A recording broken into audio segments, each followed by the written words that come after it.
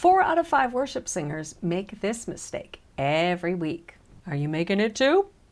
Hey there, I'm Kim Snyder, master vocal coach, vocal repair expert, and creator of the Voice Club method, the only singing method out there based on what we currently actually know about the science and neurology of what your voice can actually do. And it's crazy amazing. Now, I love helping me some worship singers, and I've worked with lots of worship leaders over the years. It wasn't long ago that none of us had a clue what worship looked like in different churches. But since the advent of live streaming, we can now look at worship teams all over the world. I've noticed that probably 3 out of 4 singers at mini churches to mega churches are all making the same mistake, and it's a big one.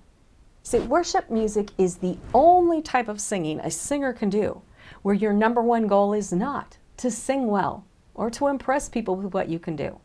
I mean, should you sing well if you're a worship singer or leader? Yeah. In fact, you have more reason to be great at what you do than a singer that does any other kind of singing. In church, we bring what some people call our sacrifice of praise.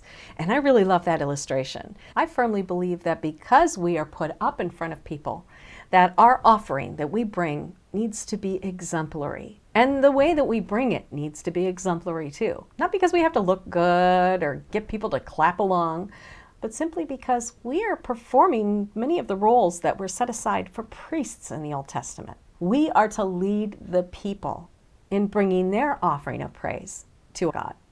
And anything that is an obstacle to that is an obstacle to our very purpose for being there in the first place. That's why this particular mistake is number 1 on my list of what worship singers should never do. And without even telling you what it is, I can tell you how to find out if you're doing it. Check out the live stream of the last time you were on worship team.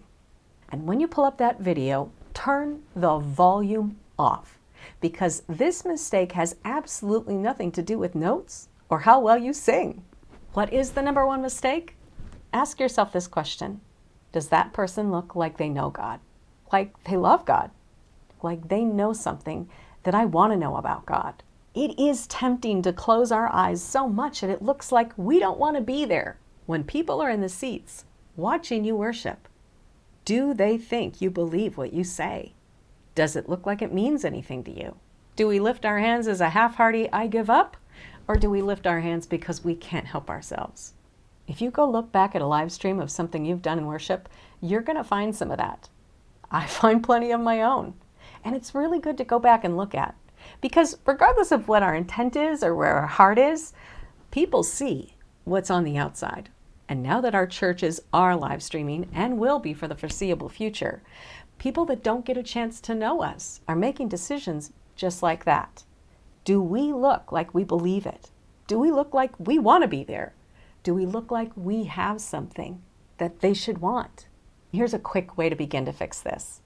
Beyond just learning the notes and the words, sing those songs directly to God in your own time. Make them part of your personal worship. Becoming a better singer is super easy. Becoming a better worshiper that can have an impact through a live stream, that's something that God has to do in you. And if we'll take the time to let Him do that, people will not only sing along better, they will connect to the message of what we're singing. People can tell if we believe what we're singing or not. All it takes is watching a live stream for people to decide if we have anything worth singing about. And what a shame it would be, even if we sang the most beautiful solo in the world, if they looked at our eyes and saw nobody was home. Every single Christ follower will spend all of eternity singing real worship. And as a side bonus, no rehearsal. Until then, let's do everything we can to make sure that we wear our heart for God on our sleeve in such an obvious way that it even comes through a live stream. Just a thought. Now get up there and sing.